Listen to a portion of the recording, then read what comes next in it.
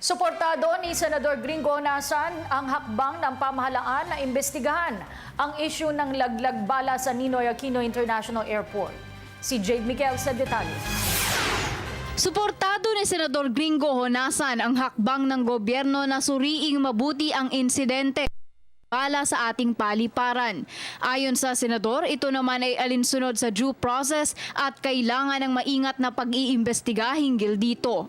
Yes, I think it's following due process, no? And we're just cautioning against speeding this up, going on a witch hunt.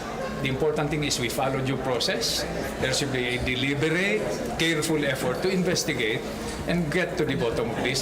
Anya nakasaad naman sa batas na iligal ang pagtatanim ng bala o ng ebidensya at kung sino man ang lumabag dito ay maaaring humarap sa habang buhay na pagkakakulong. Batas, in fact, yung planting of evidence dun sa firearms law natin ay maximum life imprisonment. Ang isang nakakabahala raw alinlangan ng mga OFW na umuwi sa bansa sa takot na baka mataniman sila ng bala. Hinggil naman sa mga haka-haka na marahil isang paninira sa gobyerno ang scam na ito dahil sa nalalapit na pagdaraos ng APEC sa bansa, sinabi ng senador na mahirap pa itong mapatunayan sa ngayon hanggat wala pang resulta ang investigasyon hinggil sa motibo ng naturang scam. Get underway, and I understand there is a proposal for a congressional or Senate investigation.